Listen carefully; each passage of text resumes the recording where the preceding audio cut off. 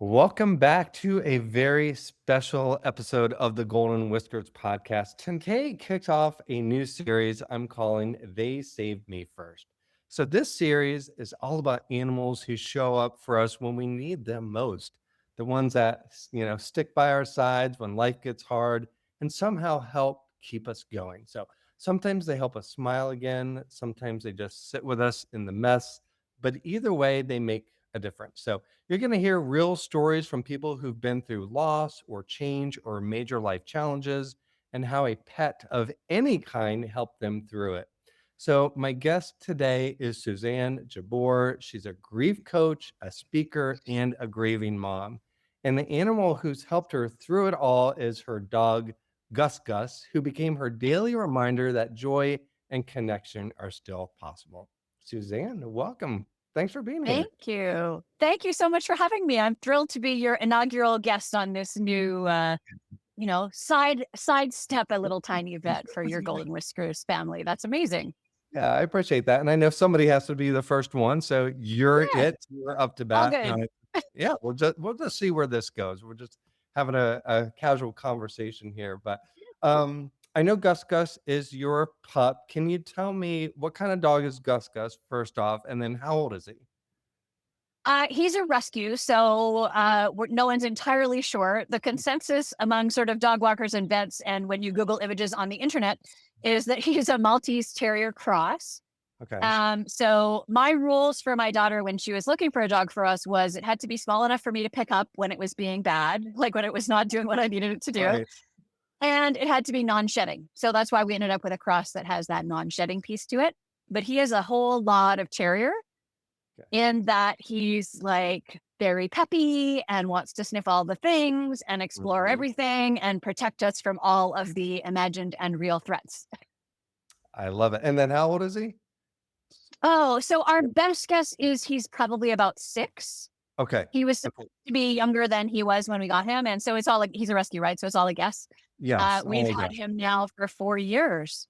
Okay. So to us, he's 4 and a bit. Yeah, cool. Well, besides being the first guest for the They Saved Me First series, you're also the first guest where we're talking about dog and not cat. I know, we're breaking So all the taboos once. we are breaking barriers today. Okay, so can you take us back to the season of your life you were in when Gus Gus came into your world?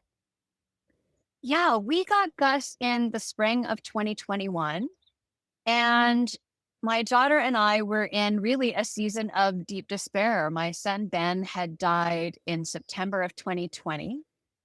And to be honest, I didn't really want a dog. I didn't really want a pet. I was quite enjoying actually the freedom of not having a pet for a change.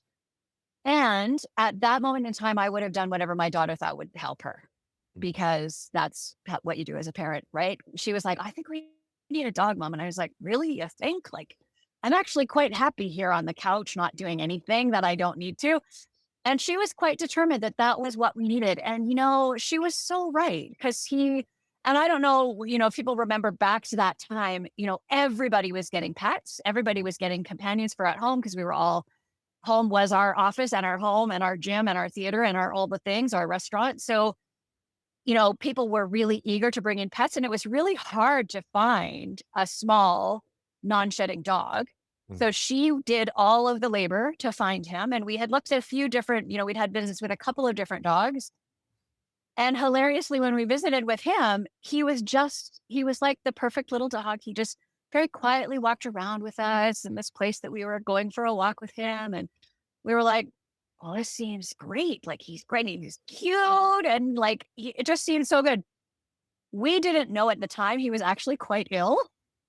Oh my So he God. was very subdued. And so when he got better, he was not that dog anymore. But, through the work with a great trainer and us Uh, knowing better how to parent him, he's back, for the bulk of the time we've had him, he's been an amazing companion. And really, as you said in the intro, the gifts that I think especially dogs give us, they're a little bit different energy than cats. Dogs just give you unconditional love and joy and like gratitude and like pep and, all the things that, for us in that deep grief, we didn't have at our fingertips. We didn't have easy access to. So we needed that external reminder, first of all, that those things were possible. Yeah. And then really, dogs invite you in. They just want to be with you and want to play. Cats are can be a little bit more standoffish, like you're their staff, right? Yeah. And Yeah. dogs are like, what can I do to please you? What can I do to please you? Can you come and be happy with me, right? It's a whole different energy. So really just having that invitation from him to be able to be like, when he does something ridiculous, we could laugh. Mm. When he did something really tender, we could feel grateful, and he's so attuned to really understanding where we're at. Like they just have that instinct, and cats have that too, for sure, where, he'll know, is it time to come up and pounce on the couch because like, can we go play? Or is it time to come and just like curl up in a ball right beside us and just, look at us so sweetly with all that love, right? So yeah, it's been really so interesting to have that journey with him. And the other thing I think that they're so good at is reminding us that it's all about the present. They're Mm. so in the present Yeah. that you can't help but be more in the present when you're with them. Right. Yeah. And I think especially in grief, it's so easy for us to be in the past, in the future, in all the places, because the present is really painful. Mhm. And so to have that reminder that no, like the present is where the magic is. The present is where the joy is. The present is where we have fun. Like it's been amazing. Yeah. Well, first of all, I'm so sorry for your loss. Yeah, I thank can't you. imagine that kind of loss. And thank you for being willing to share it here. Really appreciate that. Sounds like Gus Gus came to you all at just the right time. When Yeah. or what was one of the earliest moments when you realized that Gus Gus was helping you heal or cope in a deeper way? It's interesting. I was thinking about this because I knew we were going to have this conversation today. And I think it actually was when he was like the terriblest version of himself. Because oh my gosh, he was that dog that you see that we're all like looking at the owners going, what is wrong with you? Like he would be pulling at the end of the leash, trying to get at another dog, like frothing at the mouth, barking like a maniac. And I would just be like, I don't even understand. I don't know what I'm doing. I didn't do anything wrong. But it really gave us something else to have to be focused on. Mhm. Because grief really is that time to discover the most healthy version of being selfish, because you have to take such care of yourself to survive it. And we also have to, vacillate between that and being outward focused. So he was a really great, it was out of necessity that we were like, okay, we need to find a trainer. We need to figure out what to do. We need to learn fast how to be better dog owners. And even just talking with the trainer about why he was behaving that way and seeing that, like with humans, and we were talking about earlier, like really there's no surprise here. If we just took care of ourselves as well as we take care of our pets, we'd all be doing Right. so much better. But, just like humans, he was abandoned at the side of the road, taken into a shelter in California, transported to Vancouver, where I live in Canada, in a foster family, sent to us. Like within 2 weeks, he has no idea what way is up. So his adrenal load was already so high. And then we want to take him out and have him meet other dogs. And he's just like, it's like too much. So it was really from then. And then, when that all sort of settled and he just became that reason, like that we needed to get off the couch, like we needed to take care of something Yeah. that wasn't just us. There really is a gift in, when our lives feel really hard and scary and confusing and disorienting, when there's something that on one level is as simple as a dog that just really needs a little bit of care and attention, regular feeding, a safe place to be. Yeah. And to provide that and be thoughtful about that, it helps us to do that for ourselves too. To just be like, oh yeah, I'd be putting out his food and thinking, did I eat today? And he's finished his water dish and I don't know where my water bottle is. Yeah. I should probably find it. Like it's those reminders that like really when you're struggling with the most basic of self-care, when you're doing it for someone or something else, it's a great reminder that, I actually need that too. And I need to get up and move my body. And he made us do that. Like he needed to be walked. We Yeah. had to get up and move our bodies. He needed to walk outside. So it got us into nature. Like I'm back in nature today, which is why my hair is a little bit flopping. It's a bit windy. Right. But that sense of like getting back in nature and connecting with all of the cycles that really are life, that was a huge part of the gifts that he's given us so far. And I know there'll be more. Yeah, wonderful. Thanks for sharing. Yeah, and it kind of reminds me, I was mentioning to you, I had two senior cats that passed away. Yeah. They were the same age. The first one passed away at age 16. And then right when he passed away, the other one, who was also 16 at the time, was diagnosed with kidney disease. And then Mm. eventually her mobility really slowed her down. And I had to take care of her. And I almost felt like Yeah. in her final 3.5 years, while I was still grieving Nomar, the first cat, I had to be the caretaker for Mia. And it really just strengthened our bond and gave me, almost that will to get up and do something. If I wasn't doing it for myself, at least I was That's going to be right. doing it for her. And so, yeah, definitely can resonate with that. I know you mentioned the power of unconditional love and the joy that Gus Gus Yeah. brings you. Can you describe maybe a specific day or a moment when that really landed for you?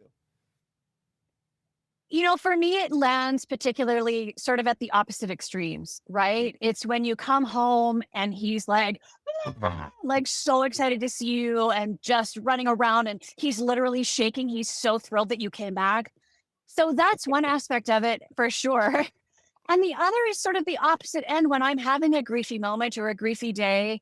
And, he could come with that bounding, puppy energy, but he doesn't. He comes with that, calm, I'm just going to curl up and be this warm thing by your side. And I might look at you every once in a while to make sure you're okay. But otherwise, like, we're just going to be here being. And I think, because we can't get into huge verbal conversations with our pets and we can't like be all heady about it, in North America, especially, we're so great at operating sort of from the neck up and we're very, very weak at being embodied. But our pets are that, like, they're just in their body. He's like, oh, and you see them from second to second. Oh, I need to lick this. Oh, I have to scratch that.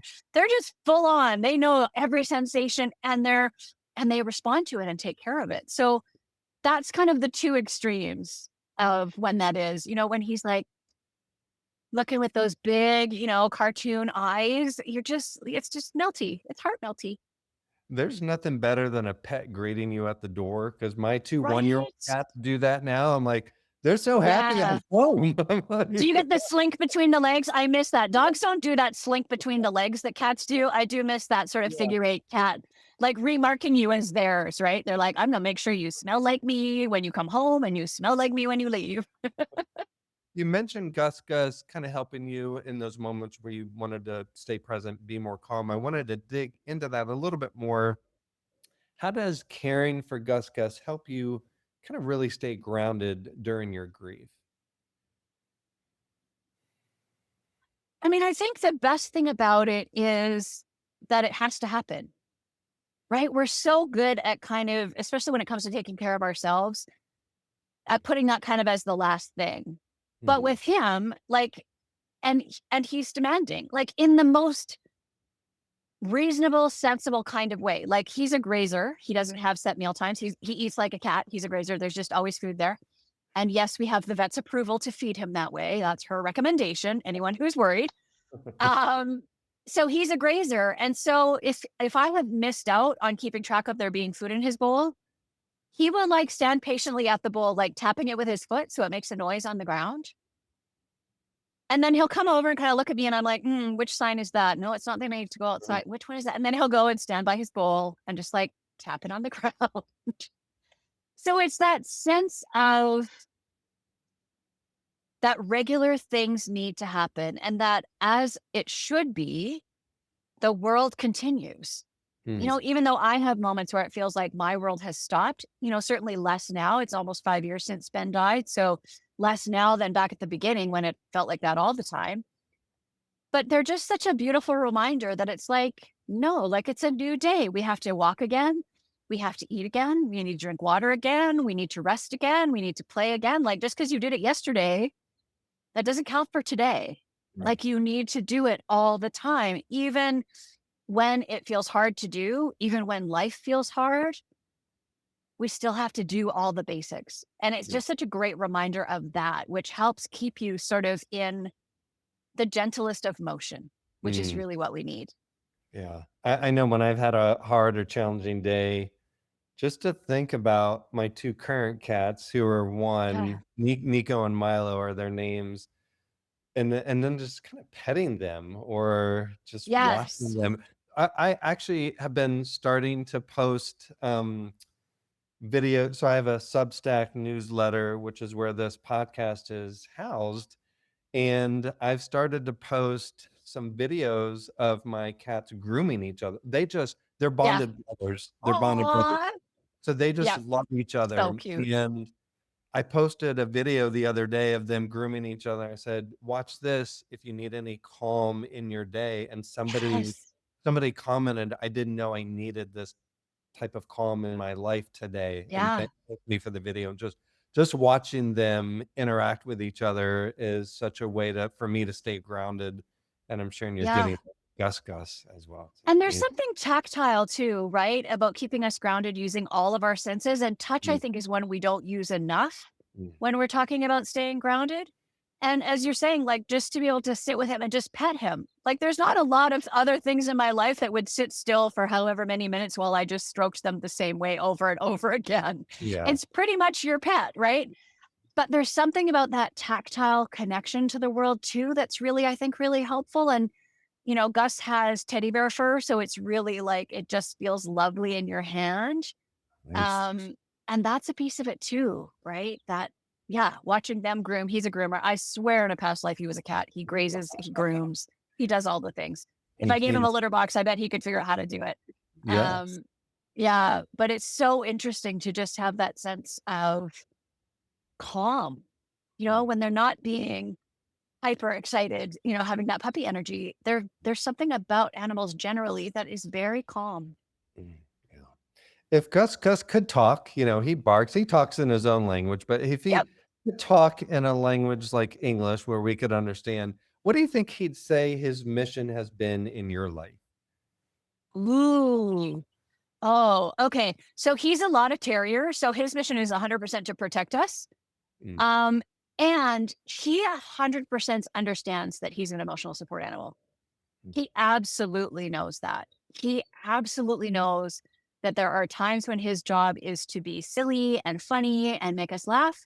And there are times when his job is to just be that calm presence of presentness. That's an awkward sentence. Say that 5 times fast. But just that calm presence of someone that is being present. I love that he's a protector. Yeah, I'm sure you feel safe Oh with my him. gosh. And also useless at the same time. Cause like my daughter will come home in the middle of the night and you won't even wake up. But heaven forbid someone walk past on the sidewalk across the street from our house. Then he's all over it. It's like, oh, Mm.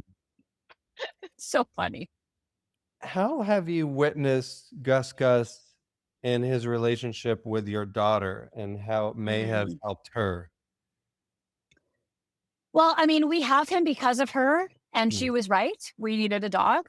yeah. Um, and I know I'm so fortunate in that, when Ben died, she had moved home as so many kids did because of COVID. So she had been living in Toronto and came to live with us while COVID happened, which turned out, of course, to be much longer than any of us expected when those trips were made. And so she has stayed living with me, which has been great because I think it's given us both a lot of comfort knowing that we're together.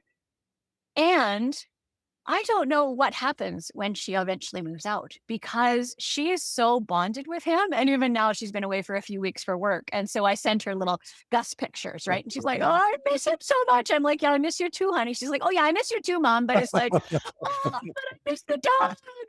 And she has 2 weeks off when she gets back before she starts her next contract. And I know that she will spend every second of those 2 weeks with the dog. Mm, Yeah. yeah. And just that, I think for her, I would say it's the calmness. Mm, It's the companionship, like, it's that non-judgmental, nobody's giving you advice, there's no blame or shame, it's just companionship. It's that unconditional love piece that really, I think, is what pets are here to teach us how to yeah. do better as humans. They do teach us a lot, that's for sure. Yeah. What would you want other people to know who are grieving and wondering if a pet could help them heal? I mean, the short answer is get a pet, but I know that's not necessarily possible for everyone. Mhm. If you can get a pet and if you have any desire to get a pet because they really offer so many gifts to us all of the time, and especially when we're grieving. If you can't get a pet for whatever reason, lots of people aren't allowed them in their homes or they're allergic or whatever the things are, find a source for all the things pets give us. So they give us that unconditional love. They give us that support when we need it. They give us that joyful welcoming. They give us that, cute quizzical face. They give us that sense of being present and of taking care of ourselves. There's not a moment where Gus isn't taking care of himself. He's like, I'm tired. I think I'll walk around in a circle 3 times and go to sleep. Right. Huh, I feel like going outside. I'm going to go stand at the door till someone lets me outside. Like, they are taking care of themselves all the time while being devoted to us. And if we could figure that out as humans, holy man, would we have a head start on the rest of the crowd. So if Mhm. you can't get a pet, find someone who has one that you can borrow, find a way Yeah. to get moving, find a way to get that unconditional love. And if that's also not possible, find some human substitutes. Yeah. Yeah. Great advice. When Mia died, my second cat that passed away, I was alone. I was alone in my apartment for the first time in 20 years, completely alone. I was scared to go back home, to be honest. So I actually Yes. crashed on my friend's sofa for 3.5 months. I had to lean on her support because I was scared. I didn't want to enter my home and sleep at night with nothing. I was like, I'm not going to make it if I try to do that. And Yeah. she has a cat as well, so that was super helpful for me. So great advice what you just said with that. Yeah. And I think the most beautiful way I've ever heard that put, a dear friend of mine, her husband passed away. And so she was, for the first time they'd been married over 40 years. So for the first time, really in forever, she was living by herself. And she eventually got a cat. And one of her first reflections, which I thought was so powerful, was for her how beautiful it was. Oh, it's going to make me emotional just thinking about it. How beautiful it was to be coming home again to a home that had another heartbeat in it. Mm-hmm. That's big. There's something about coming home to somewhere that has another heartbeat in it Yeah. that is so, so powerful. I think I've thought that as well. The heartbeat thing. Yeah. Yeah. Yeah. Yeah.